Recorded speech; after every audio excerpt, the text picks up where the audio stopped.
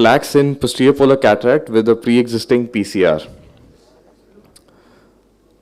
So as we all know, Dr. Mahipal has published this wonderful article on flax in pre-existing PCR, where we can detect the PCR right before the surgery. So this patient was a 55-year-old patient with an NS2 with the posterior polar cataract with the corneal astigmatism of minus 1.5 diopters. She opted for flax with Technis toric IOL. So this was the OCT. I started the catalyst. This was the OCT picture. You can see here there's a pre-existing defect on the posterior capsule. So as it was a NS2, we decided I would make a rhexis of 4.5 millimeter, as later on if there is a I have to put a lens in the sulcus, I might need an optic capture. And nuclear fragmentation I avoided in this case, because usually I prefer doing femto delineation or a nuclear fragmentation in a softer cataract. So this was a NS2 cataract. So these were the parameters used. So starting with my case, so I started with the main incision 2.8.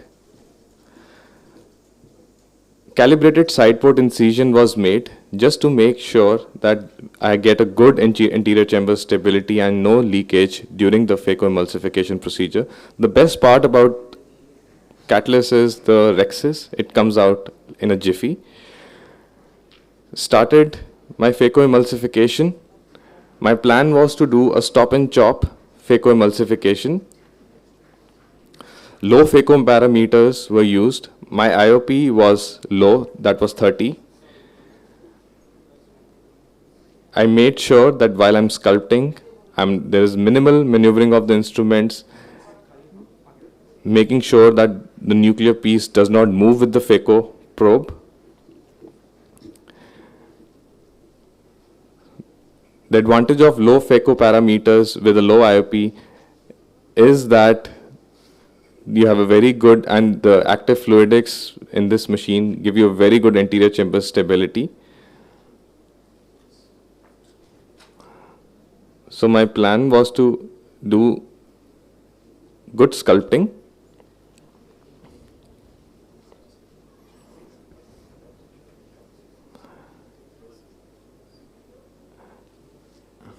And a crack.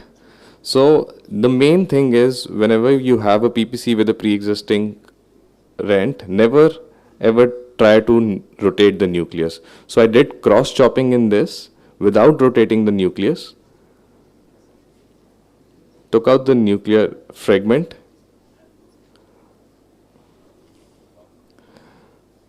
So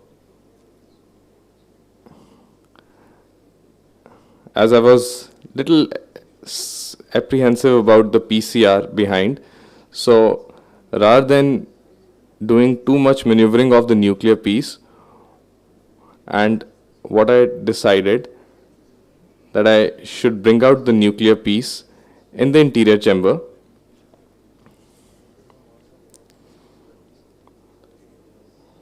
As it would prevent any enlargement of the pre-existing PCR. So continued the phacoemulsification. At all the given time, my visual was on the PCR, which I had not extended. The hyaloid phase was intact, so I kept continuing phacoemulsification. The patient age group was on a younger side, so I continued phacoemulsification.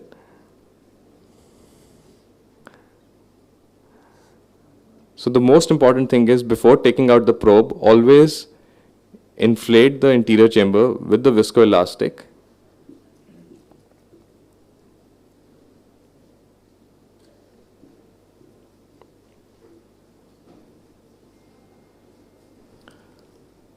To prevent any pressure differences which could lead to enlargement of the PCR. So high sleeve retraction of the IA tip was done just to ensure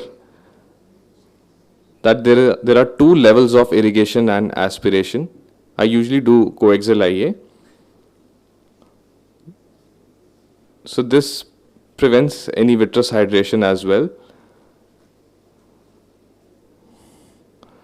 So I kept continuing cortical aspiration, gently taking out the cortical lamellae.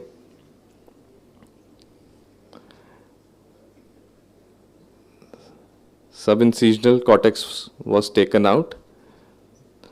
There was difficulty in removing the subincisional, so I did dry aspiration. I did not use triamcinolone at this point because I was sure that there was no vitreous in the AC. The hyaloid phase was intact. Always remember not to overinflate the bag with AC, as it could lead to enlargement of the PCR. Toric IOL was placed in the bag. I could have done a posterior capsular rhexis, made it round, but I had a sixth sense that it won't extend, and place the IOL at the right axis with the help of Callisto.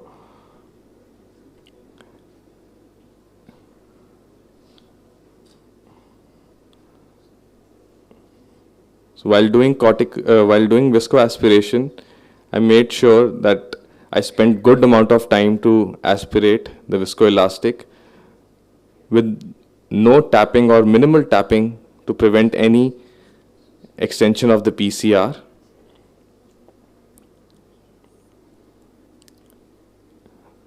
Vigorous stromal hydration was avoided and the case was completed. Thank you.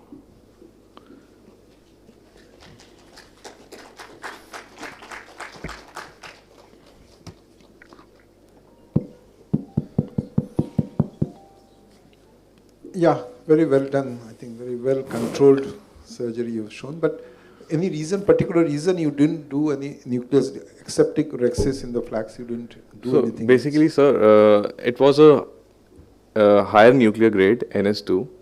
And secondly, we usually do it in softer cataracts where you can get a good femto delineation.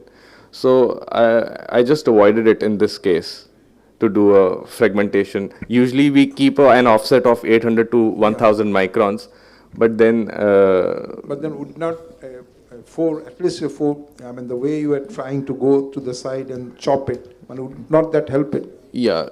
Good. Or 4 or 6, because when you go there, take out one piece and then you because I could not rotate also, so I knew I could do it with the cross chop. Okay, cross chop. Yeah. So that's. Yeah. Anything? Very nice presentation. And what I have seen is that these patients, normally the posterior capsule rent doesn't enlarge. Yeah. Because the margins are very, very strong. Yeah. This is what I found in this pre-existing ones. So the fear of them suddenly enlarging normally does not happen. Yeah. There's one trick I saw. I was recently in Calcutta and I saw Dr. Tityal do, was also very brilliant. He keeps the phaco probe inside, keeps the irrigation on, detaches the aspiration from the phaco probe, connects the bimanual aspiration port, keep your irrigation on and start your bimanual aspiration. Okay. So he called it hybrid technique. Okay. Dr. Tityal, I saw him doing this live. So I thought that your coaxial, I'm surprised, this first time I'm seeing a youngster using coaxial. Because we were born with coaxials and your generation was born with bimanual. So high sleeve retraction of the tip, it separates the level of irrigation and aspiration. And the IOP was...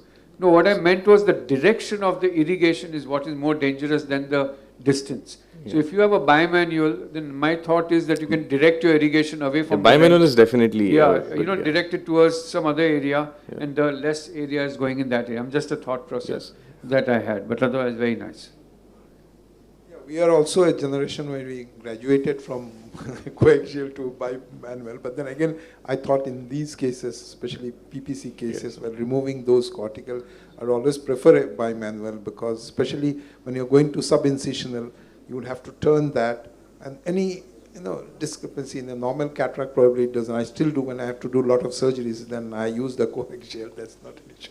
But anyway, that's very well shown. Thank you. I don't know if I missed out. Did you hydrodelineate? No, because it was a NS2 cataract. So we do hydrodelineation only in softer cataracts, less than only PPC or in younger patients. I mean, it would be a What I do is I do when hydrodelineation and epinuclear shield. I use it as a scaffold. See, if you hydrodelineate, doesn't matter what grade, if you can do the hydrodelineation, what happens? Actually, you can rotate the nucleus. There's no problem because the epinucleus in the cortex will be still intact and holding the capsule. And then you can actually rotate the nucleus and still do your surgery. That's the advantage of hydrodelineation. I would highly suggest that. I mean, you can try that. Even in NS2, it becomes much more easy. Even in pre-existing PCR with a high 100%. nuclear grading. See, PCR or posterior polar is the same. How you handle a PCR or posterior polar, it's the same technique. There's absolutely no change. And one more suggestion: if you have some few pieces in the anterior chamber and you have a PCR, I mean, one more way. I mean, it depends on surgeon to surgeon, but one more way is you stop, put viscoelastic, push the lenses to on top of the iris on the periphery. Then you can also put a lens in the sulcus. I'll scaffold. Yeah, you create a scaffolding so that none of the pieces go. Then you can continue with your phaco. Because sometimes, I mean, we have to be very lucky to somehow escape with it. Otherwise, one of the pieces go down. Then it's a whole history. It goes to the retina specialist. They have to do vitrectomy. Then the whole scenario changes. So, I mean, this is one suggestion also. Thank you. I mean, I agree with what Naren was saying. Just to add on that, the additional advantage of doing a hydrodelineation would be that epinuclear cushion is always there. So when you're doing your nucleus disassembly, whether it's PPC or pre-existing PCR, even if there is a blowout, none of the pieces will fall because the epinuclear plate is continuous. It will remain there and you can do your phacoemulsification very safely and then finally remove the epinuclear plate. Definitely an additional advantage. Okay. Especially if you're using flax, I didn't see any reason, but I would have done at least 4 pieces or 6 pieces. Maybe used less energy, 800 microns, same thing. That's the whole idea of the flax being advantageous. But anyway, you've done it. I think we can have the next speaker. Yeah, Shreyas, you're ready. Thank you. So, good afternoon, everyone, and thank you for J&J for this opportunity and being here during this lunchtime session.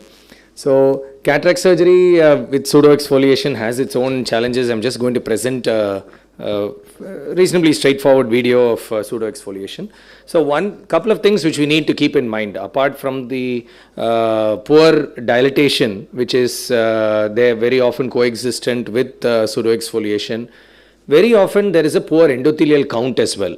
There is PXF endotheliopathy, where you don't see the typical gutte which you see in Fuchs, but there is a significant drop in the specular counts, endothelial counts, which you need to keep in mind. And of course, zonular weakness. Sometimes you may not notice a gross phacodonosis in pseudoexfoliation patients, but look at the anterior chamber depth also on your biometry. If you're having a shallow anterior chamber depth in a patient with a normal axial length, where you would not expect a shallower anterior chamber depth, these are again patients with pseudoexfoliation with shallow anterior chamber depth. Is possibly because the weaker zonules, the lens is bowing forward and you have a shallow ACD. This is just one such patient which I'm going to present today. So this is an 80-year-old male with low specular with significant pseudoexfoliation, about a grade 3 cataract. Mild phacodonosis on slit lamp, not very obvious.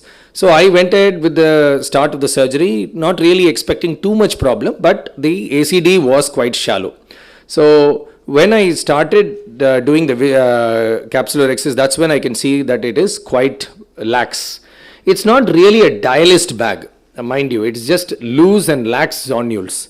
So in these cases, it is your rhexis can be a little challenging. So I could not do a larger rhexis because the bag was quite small. So did a small rhexis to begin with, and then enlarged it using microforceps and this thing. This is a slightly older case. Nowadays you have even finer microforceps which are available, where you can do through the side port without even extending it very nicely. 23-24 gauge are available. Doing a rhexis of sufficient size is important because these patients again are notorious for having a lot of phimosis. So You can do it on one direction. Because the bag is quite weak, it will be difficult to pull it in all directions. So you may have to make a couple of nicks and rotate it. Do a very gentle hydrodissection, because it definitely will help you subsequently in the cataract surgery. Now, during the cataract surgery, doing your chopping maneuvers is when this weak zonules becomes progressively weaker, and you tend to have a dialysis very easily in these eyes. So better to put in capsule hooks, because after putting in capsule hooks, it becomes quite easy to rotate and you can go ahead with your chopping maneuvers. Now, placing a CTR, you can either place it in the beginning itself or do it a little later, but because once you have capsule hooks in place, the bag actually remains quite stable, and you can go ahead and do your chopping maneuvers, create a little bit more space in the bag. But once you've removed a few pieces, and one thing I must also confess here is, with the Signature Pro, with the case mode technology that you have, the chamber really remains stable, even though there is billowing of the posterior capsule. But once you've removed a few pieces, now there's not enough support in the bag, and the posterior capsule tends to billow up. So at this time, put in a CTR in place, and once the CTR is in place, it definitely the PC is stretched, it stays down, and you can very safely do the subsequent chopping maneuvers. Try to be as gentle as possible, not too much lateral separation. That is one of the reasons why there's still a mild connection with some of the pieces. Also, I like to have a little bit of connection left behind, just in case I have to convert or remove the pieces. Having a small connection and doing a sub chopping later makes it easier to evacuate it en toto if by chance you have to convert to a SICS technique. Subsequent to that, if you've done a good hydrodissection, the cortex removal becomes easy, even if the CTR is in place. I put a 3-piece IOL in situ, because if at all this bag dialysis in the future and there is progressive zonulopathy leads to subluxation, then I can always convert this into a scleral fixated technique with the same IOL. But very often, it is the surgical trauma that causes more issues, and these patients actually, the IOL remains centered for a very long time, though you do hear of cases where there is a spontaneous drop, but it's not as common as what you would see for the incidence of high number of pseudoexfoliation that we see. So with a CTR in place and a 3-piece IOL is usually quite sufficient in most of these cases. So take home message: examine the endothelium closely and do a specular if available in your pseudoexfoliation cases. Very often they will use dispersive and viscoadaptive viscoelastics like that accordingly. Combined use of capsule hooks and CTR, I would strongly recommend in all these cases. They are very, very complementary to each other. Using a capsule hook during the initial stage helps you to do a good chop and even in harder nucleus, and then using a CTR or a CTS depending on the requirement subsequently becomes quite useful. Iris hooks and pupil expansion devices, and definitely try to make a slightly larger rhexis. It reduces the stress on the zonules as well as reduces the incidence of postoperative phimosis, which is quite notorious in these advanced pseudoexfoliation cases. Thank you so much for your kind attention. Once again, a great show of Thank you, sir. As you have put the hooks, and I was just wondering when you put the CTR, because then you put it just at the right moment. Not wait for removing 2-3 pieces. And these cases generally, once you felt that the rhexis margin is okay, once you try to pull that nucleus, you suddenly see the zonules are also coming out. But that's the right time, maybe a bit earlier or a bit, but otherwise. Yes, sir. Actually, earlier would have also been very good, sir. It's just that somehow I feel more comfortable if one piece at least has been removed. There's more space in the bag, and the stress while putting in the CTR is very minimal. Otherwise, the bag tends to move around a little bit more when you're pushing in the CTR in a full bag. So I like to remove 1 or 2 pieces and then go ahead and put the CTR. And especially if the pupillary size was just enough, around 5 millimeter. Maybe if it is still less, probably use a hook or some expanded device. Absolutely. Otherwise, excellent. Thank you, sir.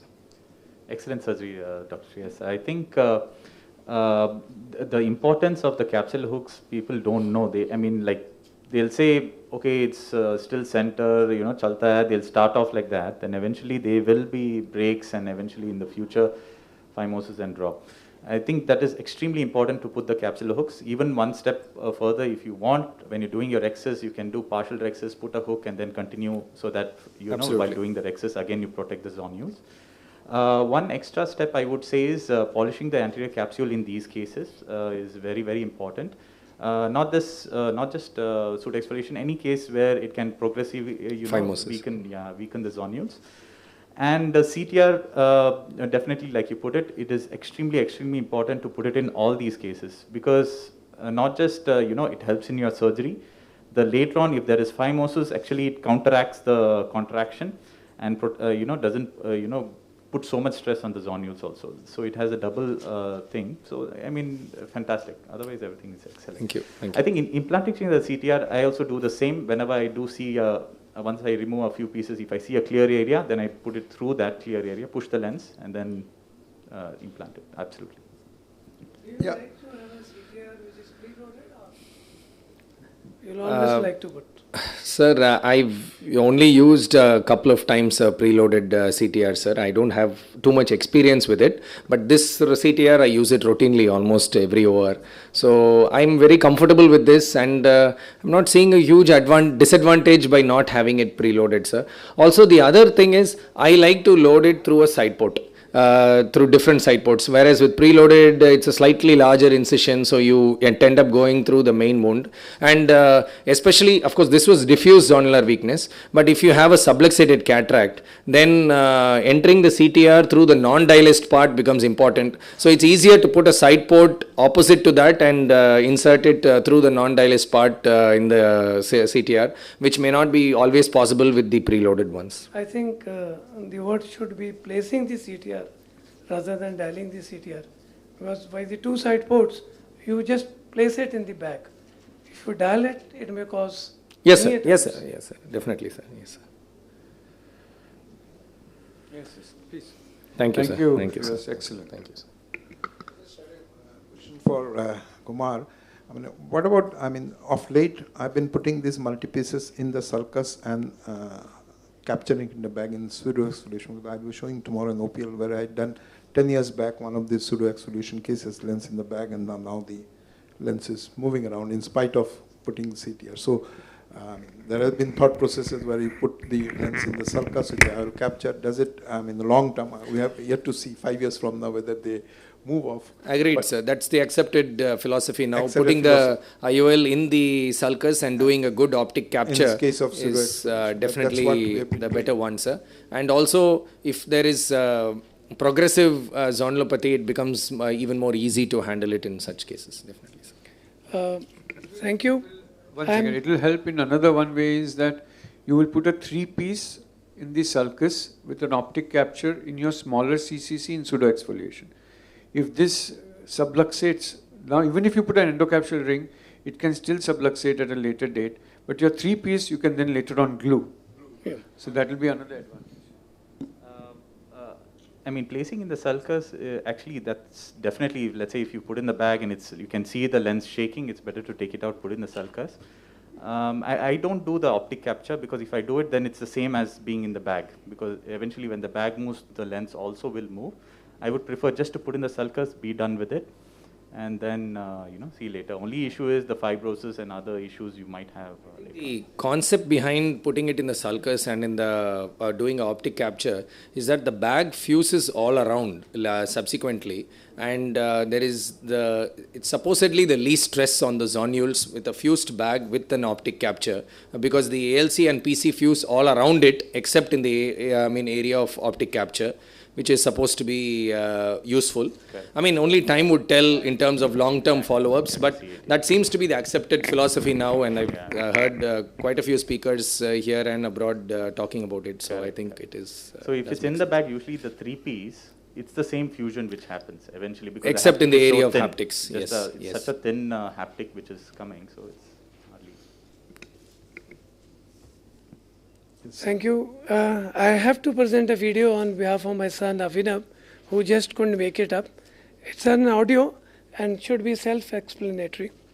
May I have the video, please?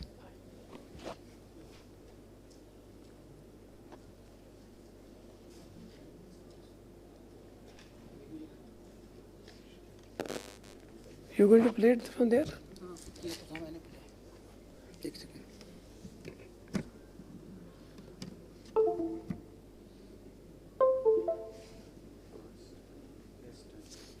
मेरी लगा ले direct play कर दे ये ले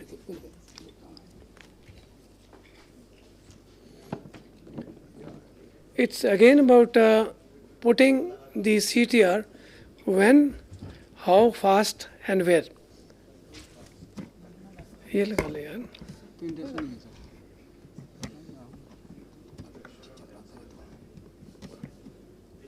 sound आना चाहिए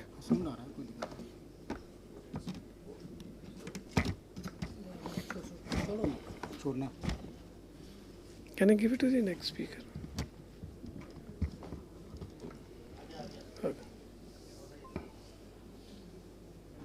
ठीक 4 number दबा दो click start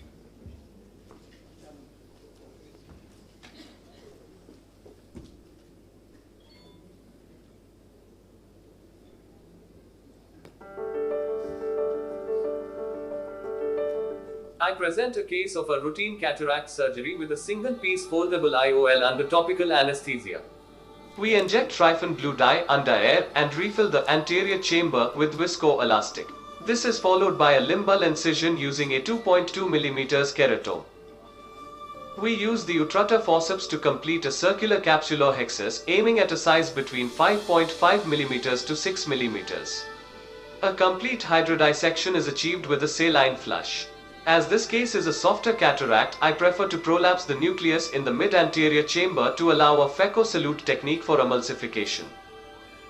Now, just as I was about to remove the epinuclear part, I pulled upon the capsular border, thus causing a zonular dialysis. Things to keep in mind here. I don't prefer to come out of the anterior chamber, 1. To prevent any vitreous prolapse, 2. To prevent from enlarging the dialysis. I remove the cortex from the opposite side, gently teasing my way out. I inject the capsular bag, and as the zonular dialysis is around 4 clock hours, I plan for capsular tension ring implantation to push back the dialysis. The CTR is injected into the bag by gently dialing it with a McPherson forceps, and at the end, a handshake maneuver with the help of an intraocular forceps to place it under the capsular margin. We inject viscoelastic in the bag, and as it is well secured and pushed to the periphery, we go ahead with the intraocular lens implantation in the capsular bag, and gentle irrigation and aspiration is done to remove the viscoelastic. In the end, it's a well-managed and a well-centered IOL. Conclusion: reducing the parameters while doing irrigation and aspiration to minimize an abrupt collapse of anterior chamber. Controlled placement of the CTR to avoid extension of zonular dialysis. Minimal rotation of the IOL. Thank you. Thank you very much.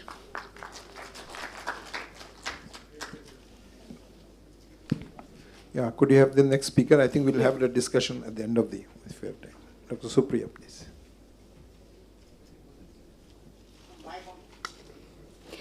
Good afternoon, everyone. I'm Dr. Supriya Sri Ganesh, and today I'll be talking about how to manage a mature dense cataract with a small pupil.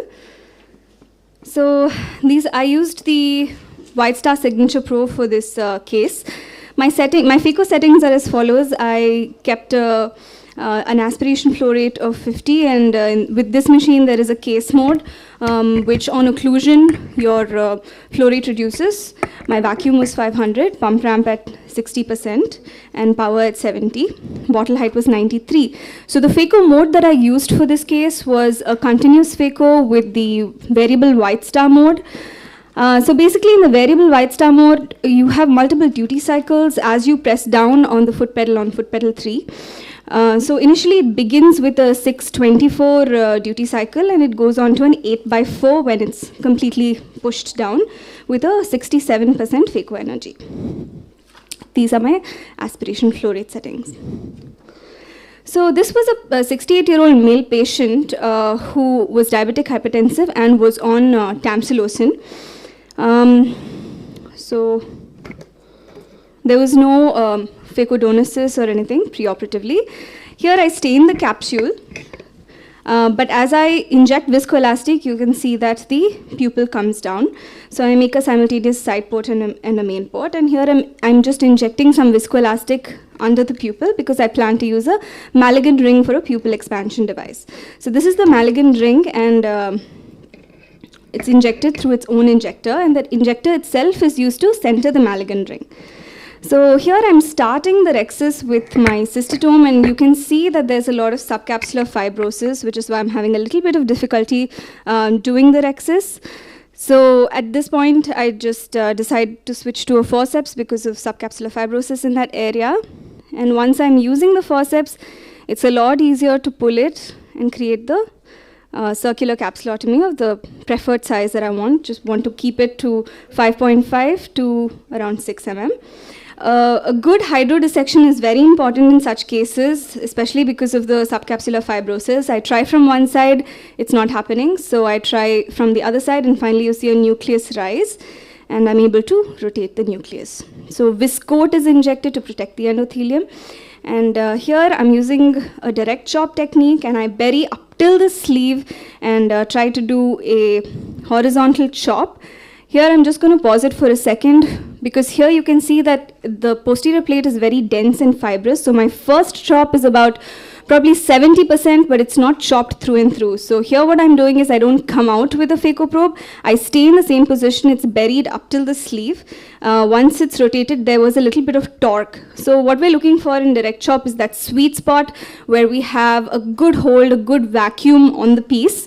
We have to bury deep and then do the horizontal chop. So here I'm burying it further, and from the periphery I'm trying to chop. I get the first chop here. And then it's important to chop such hard cataracts into multiple fragments and chop it through and through so that you actually get a good, you see the red glow behind the pieces for complete separation. Otherwise, it's very difficult to actually pull them out of the bag. Slowly, piece by piece, I'm removing it. Multiple pieces were chopped. And here, you can see that it's very important to hold the chopper above the cataract, the dense cataract, so that it doesn't fly and hit the endothelium and cause that kind of endothelial damage, which is very commonly seen in such dense cataracts. It's also very important to use the chopper to feed the fragments into the phacoprobe. Again, I'm burying deep and trying to do the phacoemulsification. Here I'm actually using the peristaltic mode on the Signature Pro. I have tried the Venturi mode, and it's also excellent to deal with hard cataracts. So the last piece I'm being extremely careful because it is a weak bag. And I have actually injected viscoat multiple times throughout the course of the phaco to protect the endothelium. So here I'm doing a hydropolish, which is just a technique of injecting a jet of fluid. I don't actually do a cortical wash because here there's not much cortex. So I've implanted an eye-hands lens, which is an extended depth of focus lens. Basically, the power increases from periphery to center, giving good intermediate vision. I'm removing the Malagin ring along with the same injector that I used to inject it, and a second instrument to feed it into the injector, and evacuating the viscoelastic, and that's about the end of the case.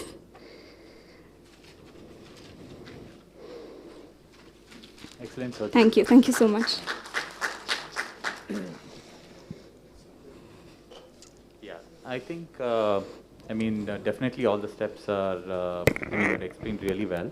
Thank you. I would say one step, I think, like you mentioned, that multiple times is important. I would say is one important step when you have to put your viscoelastic is once you finish chopping all your pieces, it's good to put viscoelastic and then start your quadrant.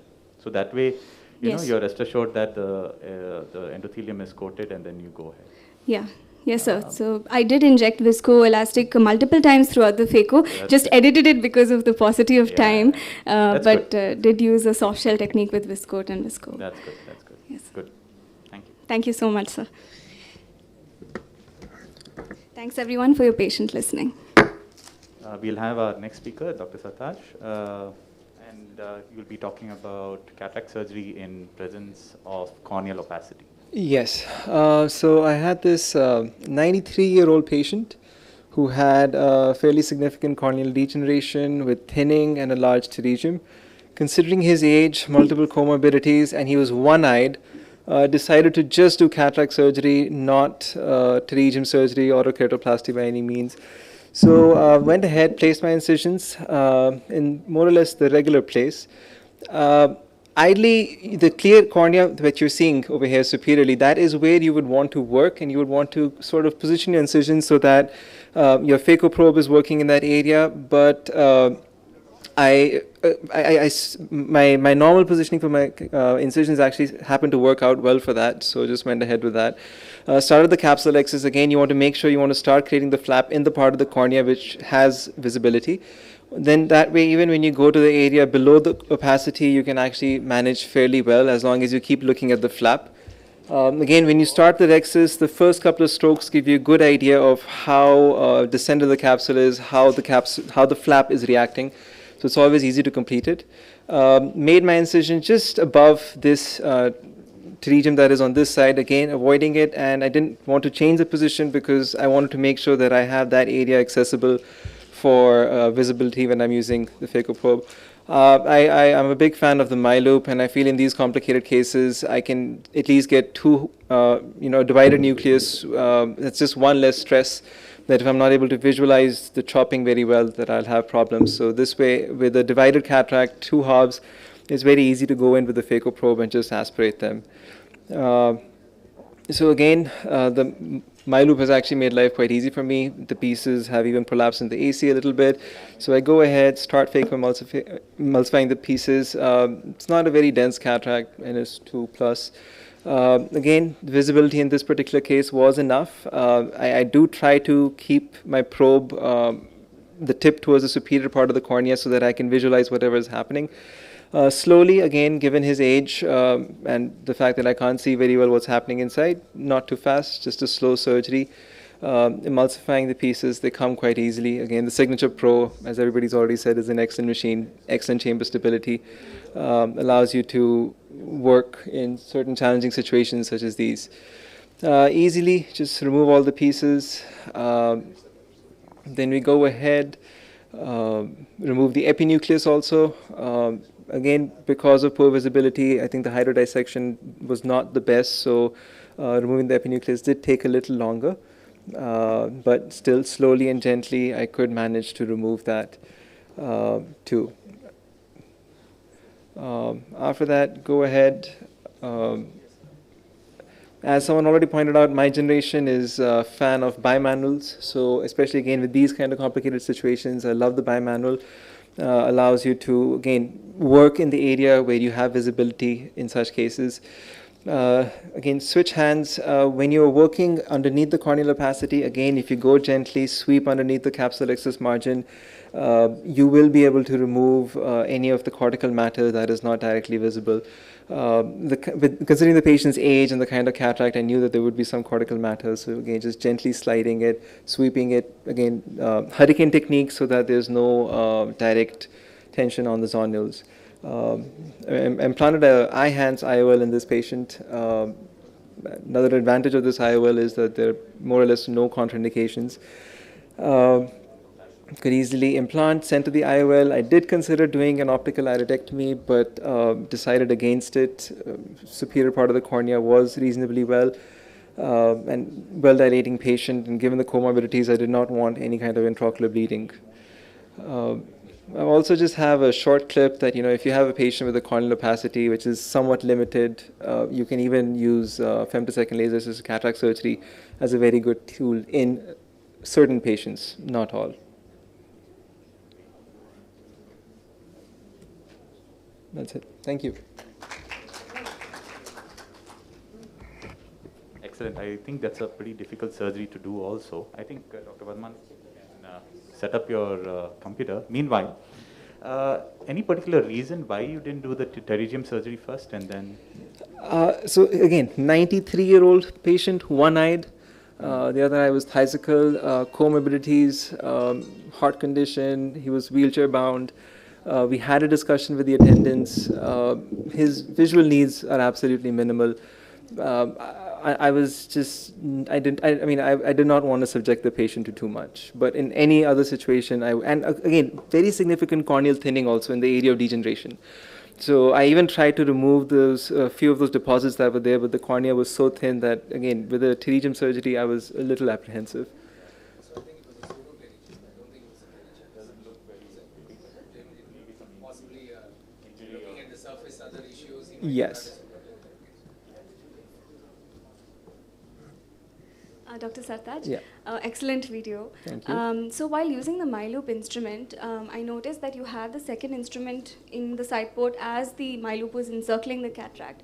So I do find it easier sometimes when you use both hands to first encircle the cataract with the MyLoop for increased stability and just to open it up completely as it's going behind. And then using the second instrument to hold that inferior pole down and then cut the cataract. Do you find any difference with that?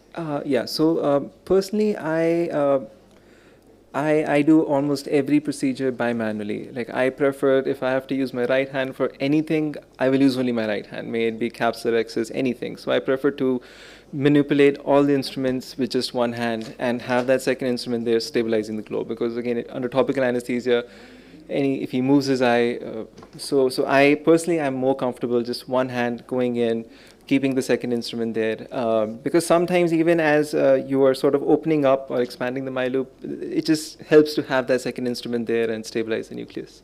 Thank you. Yeah. Is it ready? Not yet. I think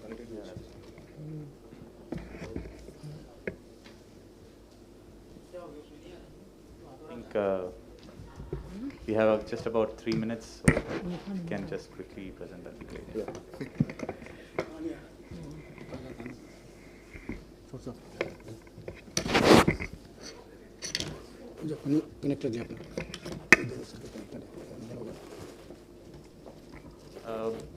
Just till he gets ready. So one of the key things is it's good to change your position of your incision depending on the opacity, so that the place where your majority of your work is happening should be clear. So try to change your position depending on that. I think since the video is ready, let's begin, please.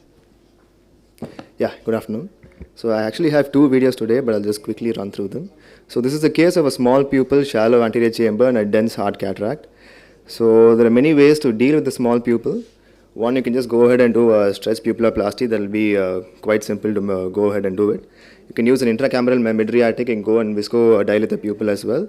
Or you can just use the good old iris hooks. So this is, in this case, I went ahead and used the iris hooks. I just wanted to take my time because there's already a dense cataract and a shallow chamber. So you can either put 4 or 5 hooks, but in this case I was pretty comfortable just using 4 hooks because I felt the pupil was large enough. They're quite nimble and easy to use. Next came the rexes. So in this case the chamber is about 2 mm. So just take your time with the creation of the rexes. I use the retractor forceps here, it is easier that way.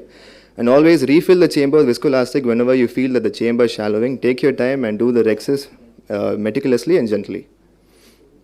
So also another important thing is to always recoat the corneal endothelium before the start of your phaco, because the chamber is shallow, you can damage endothelial cells. Hydrodissection is being done now. Don't really look for a wave here in this dense cataract because you can't really see the wave propagate in the posterior plane. So now I'm using the Signature Pro machine. I like to use a vertical chop technique. I use high parameters and high flow rate and high vacuum setting. Flow rate's about 40-42, my vacuum's about 450-500, and ultrasonic energy about 50. So I like doing this. I like making a small mini trench here in the subincisional zone, so I have a better access to the endonucleus. So that helps me really propagate my direct chop.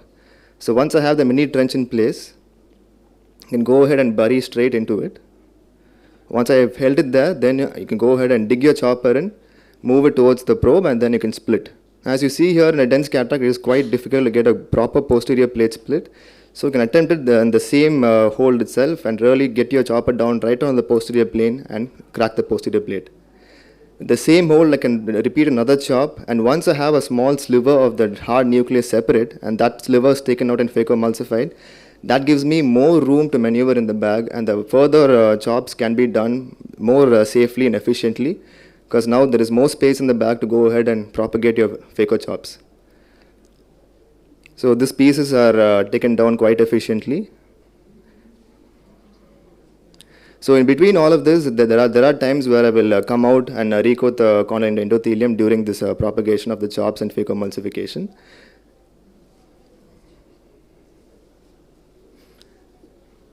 And you can see the advantage of the Signature Pro here. The chamber always remains quite stable, and at no point of time, even during the last piece, do I have the need or do I feel the need to bring the parameters down. I proceed with the same parameters of 500 millimeters of mercury and also with the same flow rate of 42. Chops are done in situ in the bag, while the phacoemulsification is done at the level of the iris plane. The chamber stability can be seen here nicely. There's no real need to bring down your parameters throughout the case.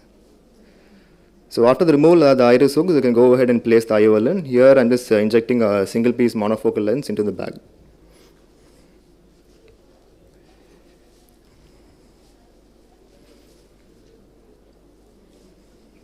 So that brings me to the end of the case here. The next one is just going to take about a minute or two. So this is a case of a mature cataract. This patient has been promised a premium IOL. As we know, the biggest challenge in a mad cat is to get a well-centered, good capsular excess. So when you have the flax machine ready, this makes your life a lot easier. As you see here, the excess come out very easily. There's no need to really pull it to the utrata. It just comes out with visco. Chopping is done so easily because the planes are already created. And it barely takes any ultrasound to wolf down this cataract because the pieces are quite soft. I usually prefer the waffle pattern in the flax cases.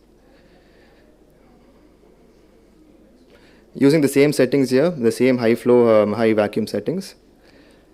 And once the the nuclear pieces have been emulsified, you can go ahead and place the IOL. So this is the synergy being placed, and we know all about the synergy. It's a diffractive optics and designed lens with the need-of component as well. Yep. So that brings me to the end of the case here. Thank you. Thank you. I think we are only a minute late. I think a brilliant presentation by everybody, and it was a great show. Naren, you'd like to say something? I think the key thing is in all these complicated cases, we have to know what more important than what to do, what not to do. Always realize your limitation. If at all you have any doubt, take help of your seniors.